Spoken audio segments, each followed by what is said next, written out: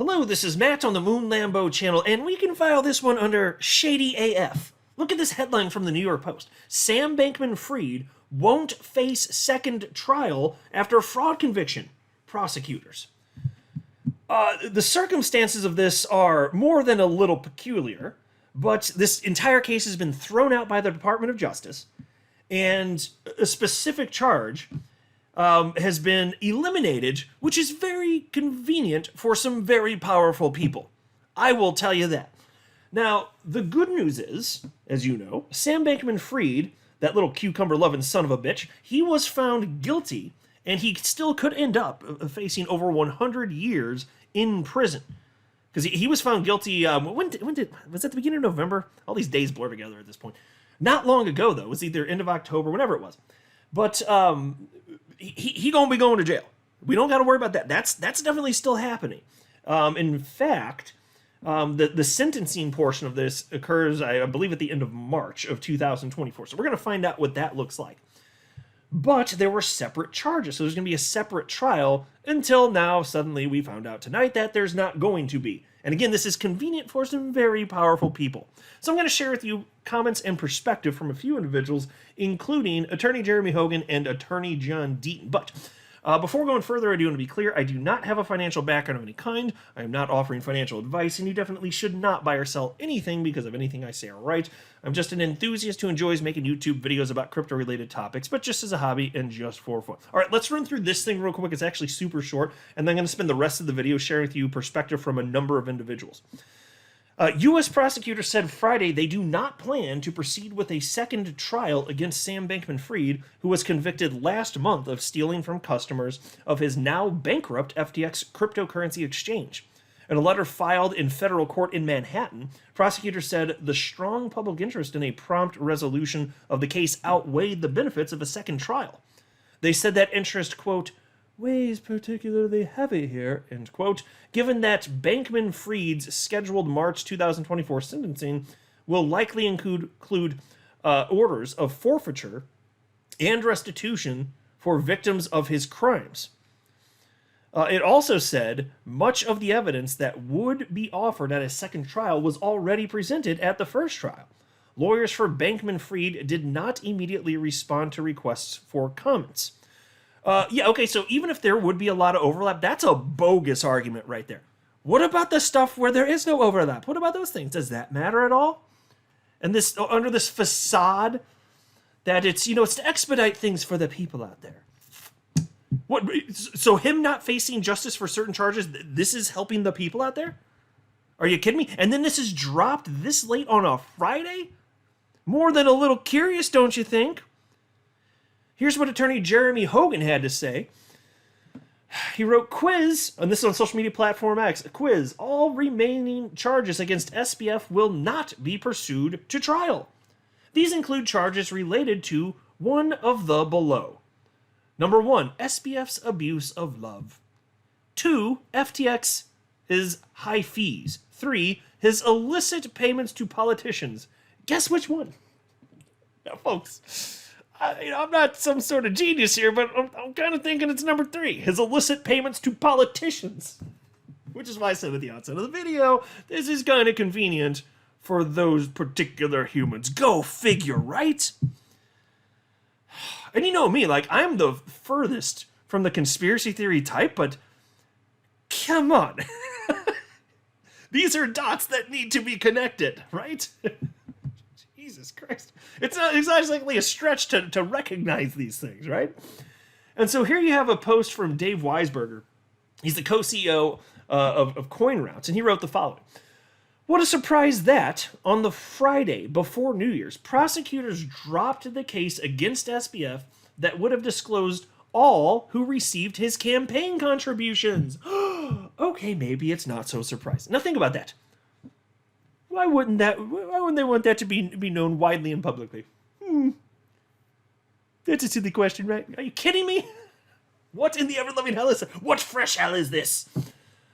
And of course, the strategery behind doing this late on a Friday, I mean, in terms of a news cycle. I mean, I'm reporting on it because I'm incredible and you are listening to the best YouTube channel on all of the YouTubes. That's science, man.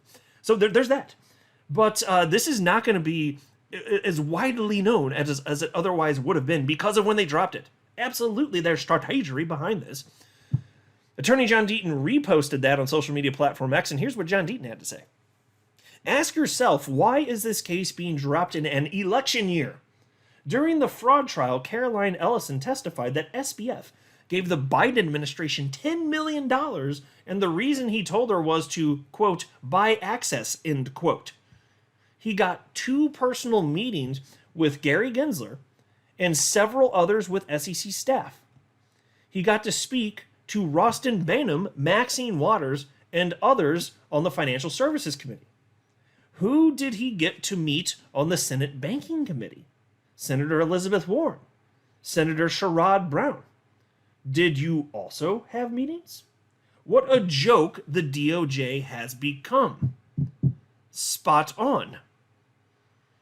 This is completely absurd, right, folks? I mean, it's hard for me to imagine that there's even a single human out there listening to this incredible YouTube video that I'm making for you right now. It's hard to believe that there's even one of you listening that is like, nah, there's nothing shady here. Nah, there's nothing to see here. Is there one of you out there that actually genuinely thinks that?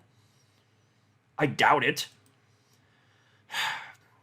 Attorney James Murphy, known as Meta Lawman on social media platform X, he reposted what Attorney John Deaton shared, and he wrote the following. Department of Justice drops campaign finance charge against Sam Bankman-Fried late on the Friday before New Year's weekend. And in related news, a bunch of politicians are breaking out the champagne a little early this year. Spot on, Attorney Murphy. Here's another post. He added additional thought, and this is one of the more, I don't know, everything about this is offensive, frankly. I was going to say it's like one of the more offensive things, but the whole thing is. Like, the whole damn thing is. He also wrote, this probably means Barbara Fried and Joe Bankman get away scot-free. So those would be the parents of SBF, the little cucumber-loving son of a bitch. And then Attorney Murphy wrote, there is some evidence that these two benefited directly from SBF's fraud, and Barbara orchestrated the whole campaign finance plan. Guess we'll never find out. That effective altruism crowd is effective indeed.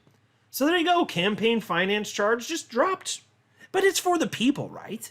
I mean, come on, we don't know to hold things up, right? Who cares? We don't need the extra little bit of justice that would potentially implicate high-powered people. Oh, sweet Jesus. This is ridiculous. Here you have comments from Paul Grewal. Now, Paul Grewal, of course, is the chief legal officer over at Coinbase. Here's what he had to say. A few thoughts on the DOJ's decision not to pursue campaign finance charges against SBF. Too long didn't read version is, I think it's a mistake. But here's the rest of it.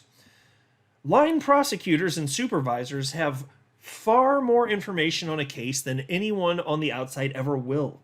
So I'm always reluctant to second-guess an agency filled with good people trying to do the right thing.